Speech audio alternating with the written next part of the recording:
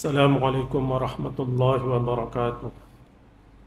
Mari tuan-tuan, kita sama-sama mulakan majlis ini dengan baca ummul kitab Al-Fatihah. A'udzu billahi minasyaitonir rajim. Bismillahirrahmanirrahim. Alhamdulillahi rabbil alamin, arrahmanir rahim, maliki yaumiddin. Iyyaka na'budu wa iyyaka nasta'in. Ihdinas siratal mustaqim. Siratal ladzina an'amta 'alaihim غير المغضوب عليهم ولا الضالين. بسم الله الرحمن الرحيم. الحمد لله رب العالمين، والصلاة والسلام على أشرف الأنبياء والمرسلين وعلى آله وصحبه أجمعين. سبحانك لا علم لنا إلا ما علمتنا إنك أنت العليم الحكيم. رب اشرح لي صدري ويسر لي أمري واحلل عقدة من لساني يفقه قولي.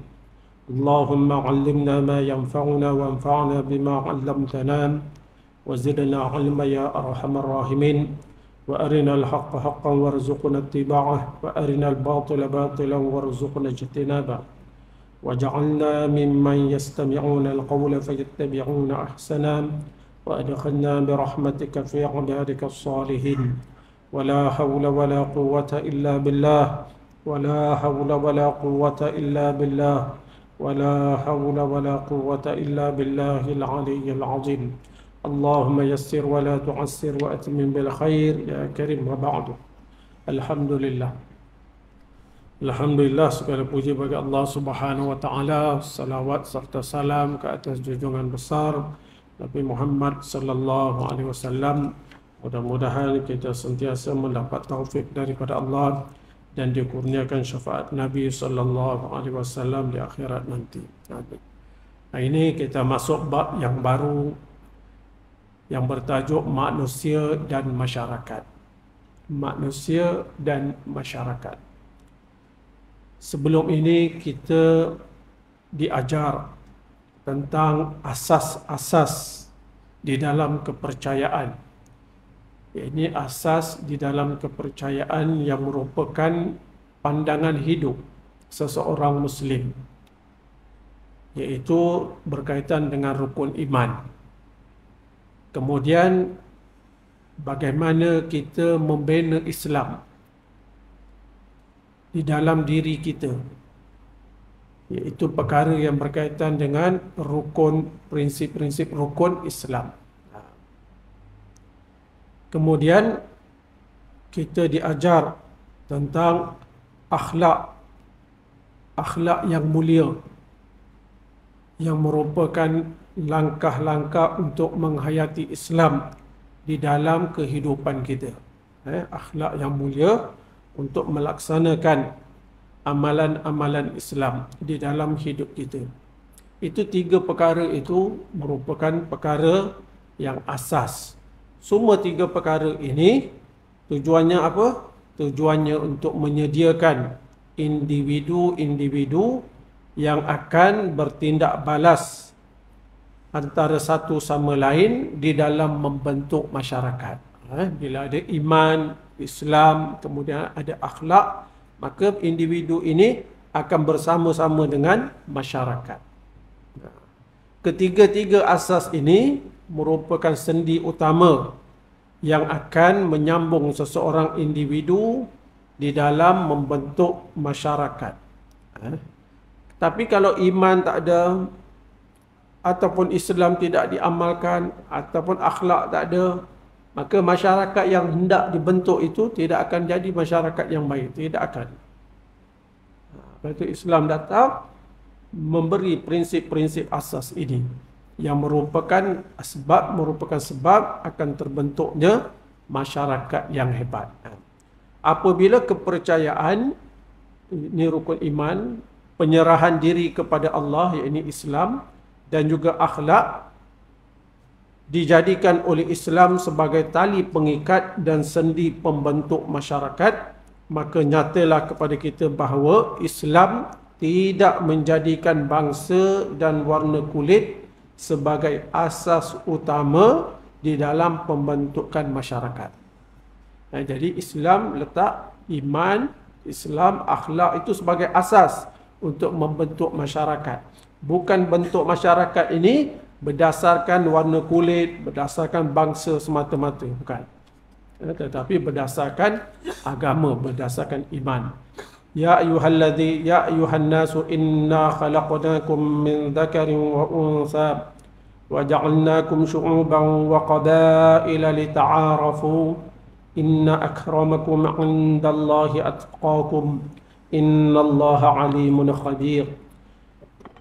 Wahai umat manusia, sesungguhnya kami telah menciptakan kamu daripada lelaki dan perempuan, dan kami telah menjadikan kamu berbangsa-bangsa dan bersuku puak. Supaya apa? Supaya kamu bangga dengan bangsa kamu ke? Bukan. Supaya kamu berkenal-kenalan antara satu sama lain. Sesungguhnya semulia-mulia kamu di sisi Allah adalah orang yang lebih takwanya di antara kamu, bukan yang lebih keturunannya atau bangsanya. Sesungguhnya Allah amat mengetahui lagi amat mendalam pengetahuannya. Jadi Allah beritahu bangsa-bangsa kaum ni semua Allah yang jadikan. Tetapi itu bukan merupakan asas mulianya seseorang manusia. Tetapi orang yang mulia di sisi Allah ialah orang yang bertakwa. Takwa ni kena ada iman, kena ada Islam, kena ada akhlak. Yang dimaksudkan dengan berkenalan di sini adalah bekerjasama yang erat. Tadi kan, untuk apa berbangsa-bangsa puak-puak ni? Supaya kamu kenalan antara satu sama lain. Ya, ini bekerjasama yang erat, pertalian yang teguh dan bantu-membantu untuk kebaikan.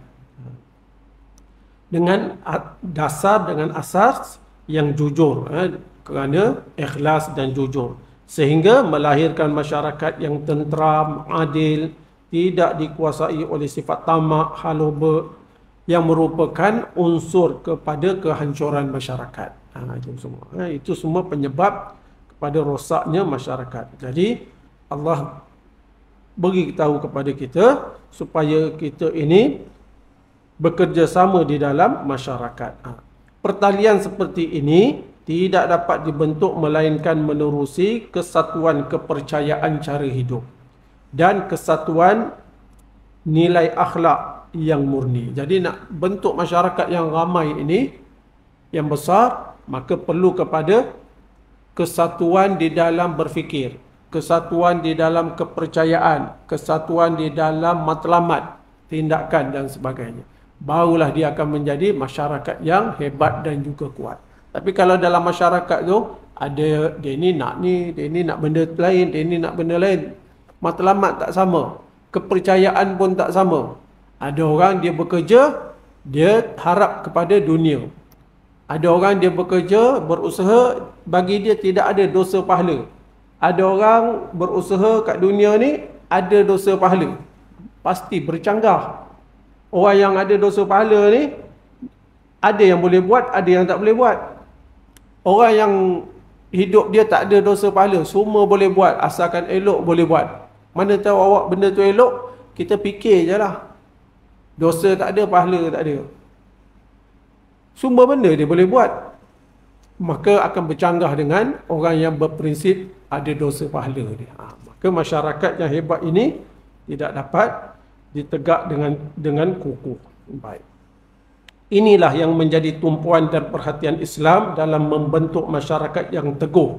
Maka Islam tidak menjadikan bangsa atau warna kulit sebagai asas utama pembentukan masyarakat Islam. Ini kena ingatlah. Masyarakat Islam ini bukan diasaskan dengan bangsa ataupun warna kulit sebagai asas pembentukan masyarakat. Bukan. Apabila setiap orang telah sempurna pembinaan asas keyakinannya sempurna, kepercayaannya sempurna, kemudian dia membina keislamannya dengan memenuhi kehendak rukun Islam dan membentuk akhlak-akhlak individu yang diterapkan oleh Islam, maka langkah selanjutnya adalah meluaskan perkembangan dan pelaksanaan ajaran-ajaran Islam berkaitan dengan masyarakat. Ini pergi masyarakat pula. Masyarakat Islam belum lagi sempurna dengan hanya mempunyai konsep keyakinan yang sama, dan sama-sama mendirikan asas keislaman yang terkandung dalam rukun Islam serta mempunyai nilai akhlak yang sama. Malahan terdapat lagi petunjuk-petunjuk Allah Subhanahu wa taala dan juga Rasulullah sallallahu alaihi wasallam khususnya mengenai masyarakat yang mesti dilaksanakan bagi membentuk masyarakat Islam yang sebenarnya. Jadi dia cakap apa? Kalau individu ni, setiap individu ni imannya bagus, amalan Islamnya bagus, akhlaknya bagus. Setiap individu Islam ni hebat semua. Itu tak cukup.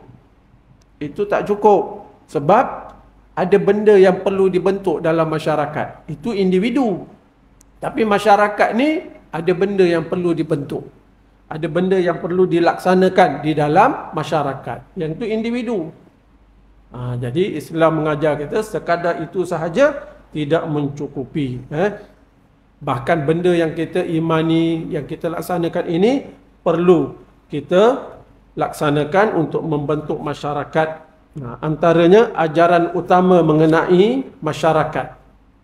Ajaran utama menghendaki masyarakat seperti yang disarankan oleh Islam adalah masyarakat Islam itu hendaklah berdisiplin dan bertata tertib. Yang inilah antara benda yang Islam nak di dalam masyarakat, ialah masyarakat itu berdisiplin dan ada tata tertib. Usaha untuk tujuan ini, maka anggota masyarakat Islam yang mempunyai keyakinan yang sama, akhlak yang sama dan telah mendirikan asas-asas keislaman masing-masing itu hendaklah mempunyai kepimpinannya yang menjadi sumber kebulatan tekad, tindakan dan kegiatan setiap anggota masyarakat. Jadi bila semua hebat ini, dia perlu dalam masyarakat tu ada kepimpinan. Bila ada kepimpinan ini, barulah tindakan anggota masyarakat ini ada tempat yang nak dibawa. Kalau semua orang ni masing-masing ikut selera masing-masing, masyarakat yang kuat tak akan timbul. Katalah ada 100 orang, 10 orang dia nak buat benda lain, 10 orang nak buat benda lain. Kuat ke masyarakat tu yang 100 orang tu? Tak kuat. Tapi perlu ada seorang pemimpin. Yang mana pemimpin itulah yang akan menentukan apa benda yang nak buat. Habis. Tanpa pimpinan yang menjadi tenaga penyatu, yang menjadi tenaga untuk disiplin dan pertalian antara anggota masyarakat tidak dapat dicapai. Tanpa ada ketua, tanpa ada pemimpin, maka penyatuan umat ataupun pertalian antara anggota masyarakat tidak dapat dicapai. Kerana itulah maka Islam sangat menitik beratkan masalah kepimpinan dan menentukan syarat-syarat yang teliti serta peraturan-peraturan yang sama mengenai pimpinan dan bimbingan antara pemimpin dengan yang dipimpinnya. Pasal itu dalam Islam ini ada satu perkara yang cukup besar tentang pemimpin. Tentang pemimpin. Dan Islam tak biarkan kita ikut kita lah siapa yang kita nak ambil sebagai pemimpin. Tak ada. Islam letak syarat-syarat, peraturan-peraturan bagi pemimpin ni. Ada syarat. Kemudian Allah beritahu lagi apa hubungan pemimpin dengan yang dipimpin. Adakah sekadar habis kat dunia saja ataupun ada kaitannya dengan akhirat?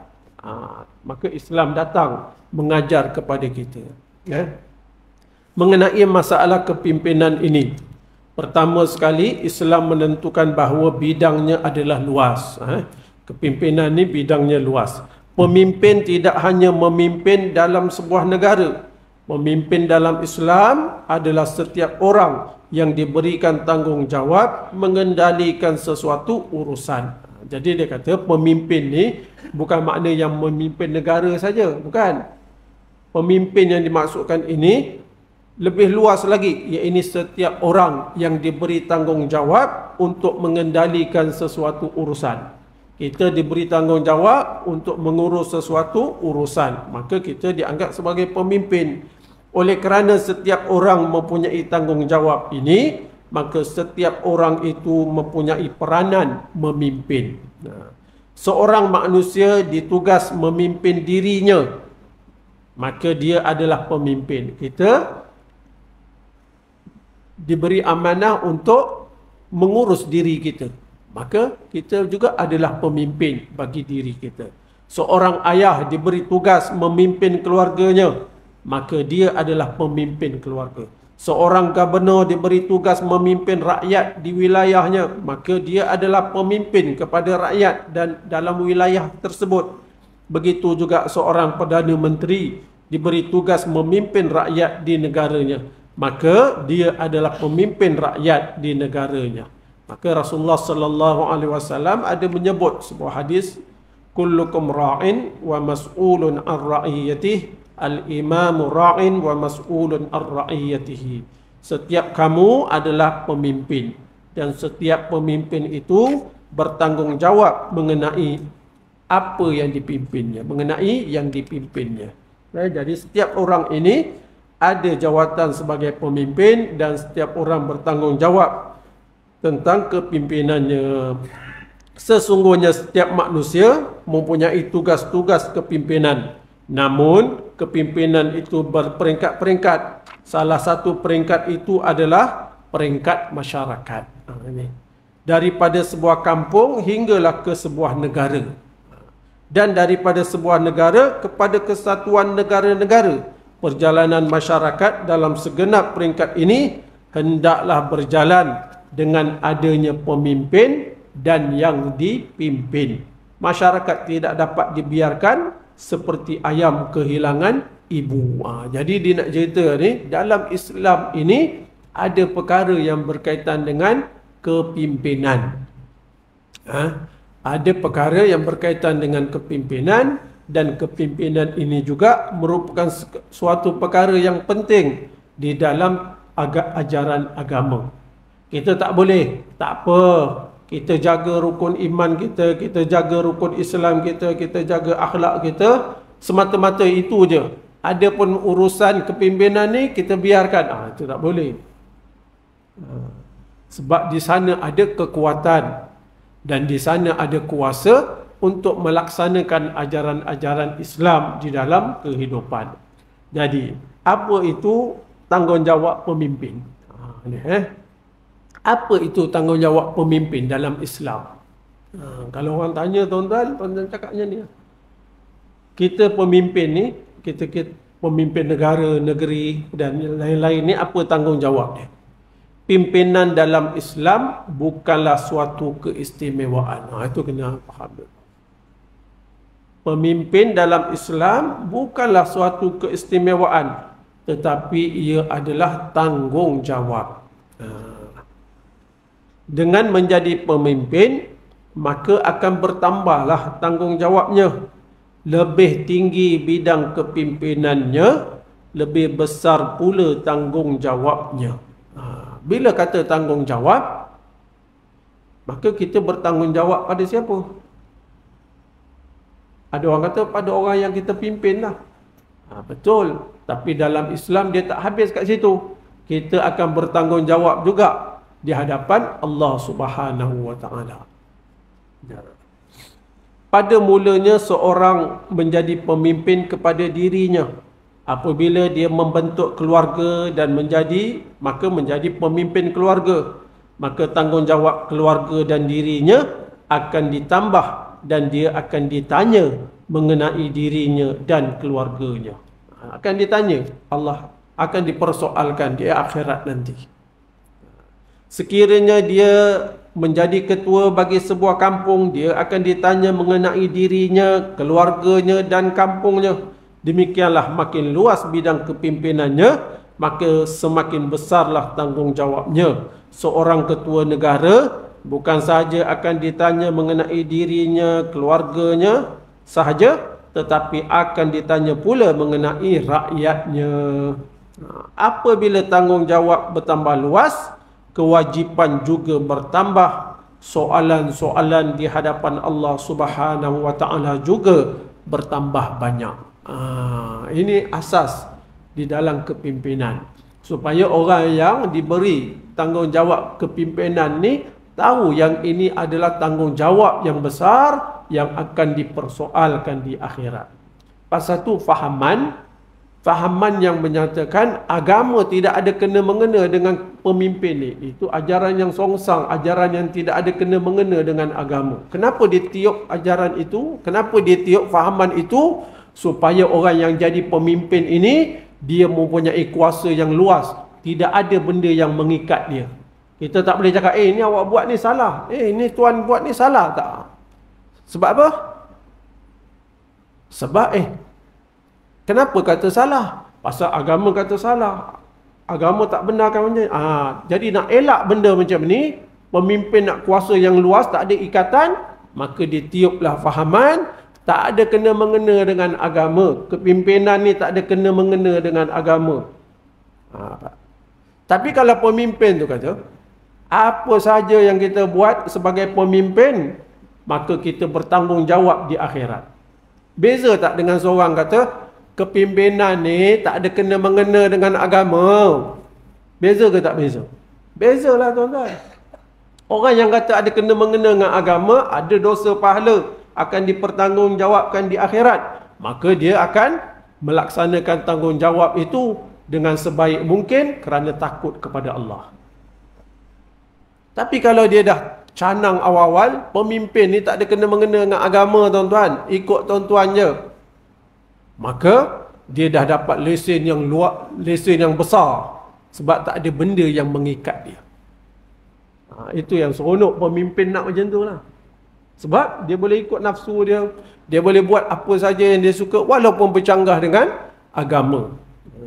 Tapi dalam Islam menyatakan pimpinan adalah merupakan tanggungjawab yang akan dipersoalkan di hadapan Allah Subhanahu wa taala. Kita bukan setakat berhadapan dengan rakyat, masyarakat ataupun orang yang dipimpin, bahkan kita bertanggungjawab di hadapan Allah Subhanahu wa taala. Dan seterusnya, pimpinan adalah sebagai ujian. Oleh kerana dengan menjadi pemimpin akan bertambah kewajipan seseorang dan makin banyak soalannya di hadapan Allah Subhanahu wa taala, maka pemimpin dalam Islam bukanlah menjadi rebutan. Kalau orang faham dia tahulah. Bukan benda yang nak direbut-rebut sangat. Rasulullah sallallahu alaihi wasallam telah meletakkan asas-asas supaya pemimpin itu tidak difahami sebagai keistimewaan, bahkan ia adalah tanggungjawab. Islam ajar tu, Rasulullah ajar. Islam ajar, Nabi yang beritahu masalah pemimpin ni apa benda. Meskipun semakin besar tanggungjawab, semakin besar pula ganjaran baik yang disediakan Allah Subhanahu wa taala pada hari akhirat kepada sesiapa yang melaksanakan tanggungjawab ini. Tanggungjawab ini besar. Tapi kalau kita boleh laksanakan tanggungjawab ini, melaksanakan kebaikan yang dikehendaki, maka orang itu, pemimpin itu mendapat pahala yang cukup besar. Pahala yang cukup besar. Kita semayang 4 rakaat isyak, pemimpin tu semayang berapa?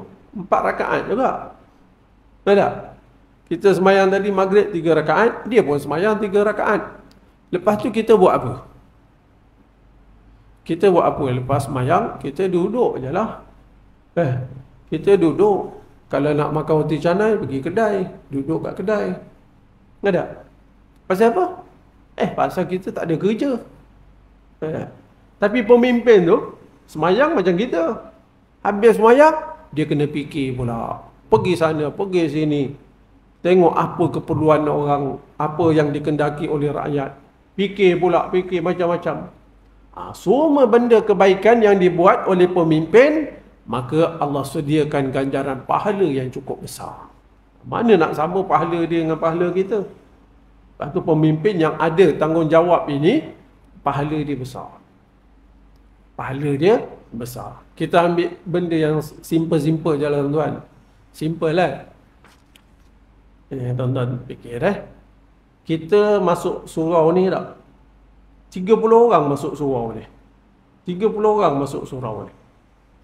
30 orang yang masuk surau ni, buka pintu, masuk masjid, semayang 2 rakaat. Kan? Habis semayang, duduk. Siap ni, siap. Tak tahulah sini tak ada siak. Kita cerita. Siak tu pun sama juga. Dia buka pintu, masuk masjid. Lepas tu dia on lampu ni. On lampu, on kipas, on ni, on tu. On macam-macam on dia. Lepas tu dia pun semayang, dia pun duduk macam kita. Agak-agak tuan-tuan, pahala sama ke tak? Mana ada sama? Pasal apa? Dia ada tanggungjawab, dia laksanakan tanggungjawab. Dia beri kebaikan kepada orang. Pahala dia banyak. Macam tu pemimpin. Orang yang ada tanggungjawab, laksanakan tanggungjawab sebaik mungkin kerana mencari keredaan Allah, maka bagi dia pahala yang cukup banyak. Namun sekiranya tanggungjawab itu diabaikan, maka besarlah risiko dan akibatnya pada hari kiamat. Tapi kalau kita abaikan, kita tidak amanah, kita khianat, nanti akhirat nanti susah. Kalau ada seorang ni, dia pinjam duit daripada 3 orang. Dia pinjam duit daripada 3 orang. Dah pinjam duit, lepas tu dia tak bayar. Bila orang minta, bayarlah, bayar balik. Mana ada, saya tak pinjam pun, saya tak pinjam. Si A ni pinjam daripada 3 orang. Ada? Kita banding pula dengan satu orang, si B ni pula. Si B ni curi duit rakyat. Curi tanah rakyat. Curi tanah orang. Agak-agak kalau dia punya salah dengan bandingan 3 orang tadi tu. Seorang pinjam duit daripada 3 orang, dia tipu lepas tu. Dengan orang yang buat kezaliman kepada rakyat yang ramai. Mana yang dosa banyak? Yang jadi pemimpin tu lagi banyak dosa dia.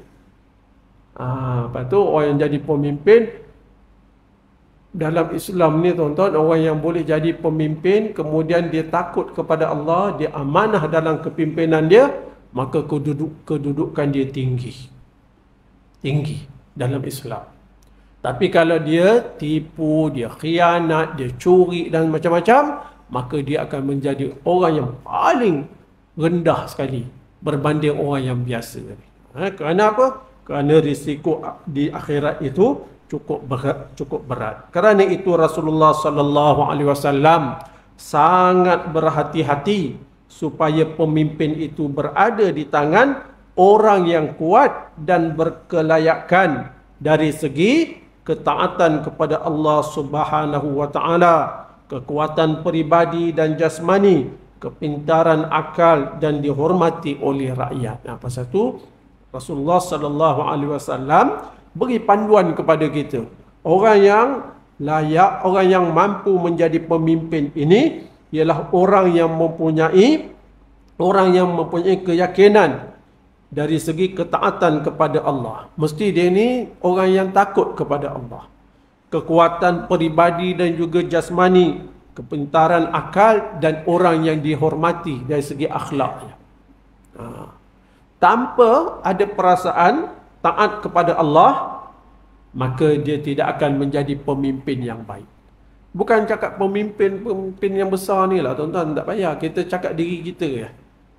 Kita, seorang individu ni, kalau dia takut kepada Allah, maka dia akan jaga diri dia. Dia akan buat benda yang tidak bercanggah dengan perintah Allah. Pasal dia takut kepada Allah. Baik. Ada individu yang lain pula, si A ni pula, dia tak takut pada Allah Ta'ala. Dia tak rasa benda yang dia buat ni ada kena-mengena dengan Tuhan, ada kena-mengena dengan akhirat. Maka hidup si A dengan yang tadi itu sama ke? Yang takut kepada Allah? Tak sama. Itu baru seorang. Pasal apa tak sama? Pasal hidup dia ni, si A ni tidak ada kena-mengena dengan akhirat, tidak ada kena-mengena dengan Allah Ta'ala. Bagi dia apa nak buat, boleh buat. Ada pun seorang lagi ini pula, hidup dia mencari keredaan Allah, takut kepada Allah. Sudah pastilah kehidupan dia ni, dua orang ni berbeza. Jadi beliau Rasulullah sallallahu alaihi wasallam amat berhati-hati supaya pemimpin itu tidak jatuh ke tangan orang yang lemah saksianya, sehingga dia lemah melawan nafsunya. Lepas tu pemimpin ni kalau diri dia sendiri dia tak boleh jaga, maka dia tidak akan menjadi pemimpin yang baik kepada orang ramai. Pasal apa? Bila jadi pemimpin, nafsu ni lagi bertambah kuat. Nafsu seorang diri pun tak boleh kontrol. Bila dia dapat kuasa, lagi payah nak kontrol.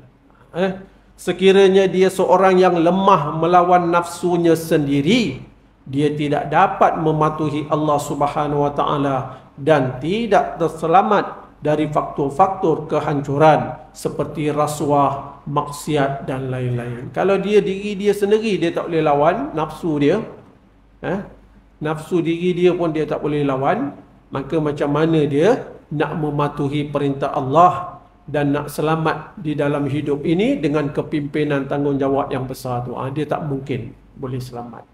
Lepas tu penting dalam agama ini, orang yang jadi pemimpin ini ditilik dahulu bagaimana agamanya, bagaimana amalan agamanya, apakah yang dia cari. Ini penting. Sayyiduna Abu Zar Al-Ghifari meriwayatkan, dan ini cerita ni saya ingat dah cerita itu. Kata Sayyiduna Abu Zar Al-Ghifari, saya berkata kepada Rasulullah sallallahu alaihi wasallam, tidakkah Tuan hendak melantik saya untuk mengetuai sesuatu urusan? Bagilah saya jawatan untuk saya jadi gubernur ke apa ke. Ini sahabat. Dari segi iman bagus, Islamnya bagus. Tapi peribadinya ada yang sesuai jadi pemimpin. Ada orang peribadi dia tak sesuai jadi pemimpin. Dia tak ada kekuatan. Kekuatan untuk menegakkan sesuatu benda. Rasulullah sallallahu alaihi wasallam menepuk bahu Sayyiduna Abu Zar Al-Ghifari ini. Kan dia minta jawatan. Bagilah urusan tanggungjawab apa-apa. Kata Sayyiduna Rasulullah, wahai Abu Zar, engkau adalah lemah, katanya. Sedangkan pemimpin itu suatu amanah. Pada hari kiamat, ia adalah kehinaan dan penyesalan. Melainkan mereka yang mengambilnya dengan hak dan menunaikan kewajipannya yang telah ditentukan di dalam amanah tersebut. Abu Zar bukanlah seorang yang tidak taat kepada Allah Subhanahu Wa Taala. Bukanlah orang yang dikuasai oleh nafsu, bukan. Tapi itu merupakan asas penting. Tapi ada ciri lain. Tetapi beliau adalah manusia yang lemah dalam mengambil tindakan. Nak melaksanakan tindakan tu, kalau orang ni buat ada benda yang salah, nak ambil tindakan, tak apalah, kesekianlah, tak boleh. Dia seorang yang lurus hati dan mempunyai kelemahan-kelemahan yang menghalangnya daripada bersikap tegas terhadap kawan dan juga lawan. Pemimpin ni dia mesti tegas, sama ada kepada kawan ataupun kepada lawan dia. Prinsip dia apa? Berani menegakkan amar ma'ruf nahi mungkar. Itu pun dianggap oleh Rasulullah sallallahu alaihi wasallam sebagai lemah. Apalagi orang yang kalah di hadapan nafsu, jahil dan tidak beramal dengan Islam. Yang tadi ni, sahabat ni beriman, beramal dengan ajaran Islam, mempunyai akhlak yang hebat. Ni sahabat hebat ni. Tapi yang itu pun Nabi kata, wahai Abu Zar, engkau adalah lemah. Lemah. Sebab jiwa dia tu tak sesuai menjadi pemimpin. Jiwa dia tak sesuai jadi pemimpin. Jadi dia kata, kalau yang jenis macam tu pun Nabi kata lemah, apatah lagi kalau orang ni dikalahkan oleh nafsu, jahil dan tidak beramal dengan agama. Sudah tentulah orang ni lagilah lemah dan lagilah tidak layak menjadi pemimpin.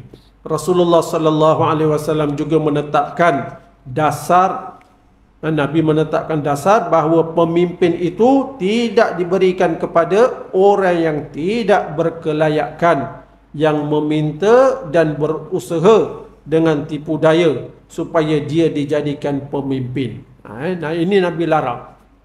Kalau ada orang ni dia tak layak tapi dia minta supaya dia dijadikan pemimpin, maka dia pun buatlah macam-macam cara, menipu dan sebagainya, janji macam-macam.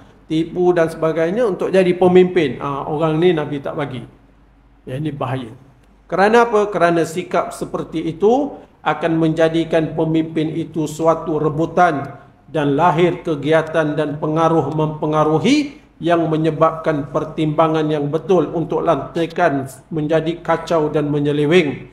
Kerana lantikan itu hendaklah dijalankan dengan pertimbangan yang bersih dan suci. Jadi kalau orang ni nak sangat jadi pemimpin, sedangkan dia tak layak, maka dia akan buat macam-macam benda, tipu daya untuk mendapat jawatan tersebut. Sedangkan kita nak lantik seseorang ini perlu kepada pertimbangan orang ni layak ke tak layak. Akhirnya bila orang ni tipu daya, beri duit, beri rasuah, beri macam-macam, akhirnya orang yang nak memilih ni dah hilang pertimbangannya. Daripada pertimbangan nak mencari keredaan Allah, akhirnya pertimbangannya adalah dunia. Walaupun orang ni tak layak, tetap juga dipilih, tetap juga diangkat menjadi pemimpin. Lepas tu Nabi SAW ada bersabda, inna wallahi la nuwalli hadzal amali ahadan sa'alahu aw harisa alaihi. Kami demi Allah, kata Nabi SAW, tidak melantik sebagai pengendali tugas ini seseorang yang memintanya atau berusaha mendapatkannya. Maknanya jawatan ini tidak diberi kepada orang yang meminta ataupun berusaha untuk mendapatkannya, sedangkan dia tidak layak. Habis. Jadi kat sini, pertama, pemimpin itu adalah tanggungjawab. Dia bukanlah suatu keistimewaan. Selagi besar kuasa kepimpinan itu, maka lagi besarlah tanggungjawabnya. Dan tanggungjawab itu akan dipersoalkan di hadapan Allah Subhanahu wa Ta'ala. Dan kepimpinan ini merupakan ujian, maka orang yang menjadi pemimpin itu mestilah orang yang mempunyai iman dan beramal dengan Islam dan mempunyai akhlak serta mempunyai ciri-ciri sebagai pemimpin yang tegas, menegakkan amar ma'ruf nahi mungkar. Ini mesti ada. Kalau dia sendiri tidak dapat melawan nafsunya, tidak dapat beramal dengan ajaran agama dan tidak mempunyai akhlak, maka sudah tentulah dia akan menjadi pemimpin yang membawa kerosakan di dalam masyarakat ataupun kerosakan bagi orang yang dipimpinnya. Sama ada keluarga, surau, masjid, masyarakat mahupun negara. Seorang ibu ayah tak ada fahaman agama, tak ada fahaman agama, rosak tak anak tu? Rosak. Macam itulah pemimpin yang lain, pemimpin yang besar-besar. Kan? Jadi mudah-mudahan ada manfaat dan insya-Allah kita sambung lagi. Apa lagi tanggungjawab pemimpin yang disebut oleh Nabi sallallahu alaihi wasallam. Subhanakallahumma bihamdik asyhadu an la ilaha illa anta astaghfiruka wa atubu ilaik. Bismillahirrahmanirrahim. Wal 'ashr innal insana lafi khusr illa alladhina amanu wa 'amilus solihat wa tawassaw bil haqq wa tawassaw bis sabr. Assalamualaikum warahmatullahi wabarakatuh.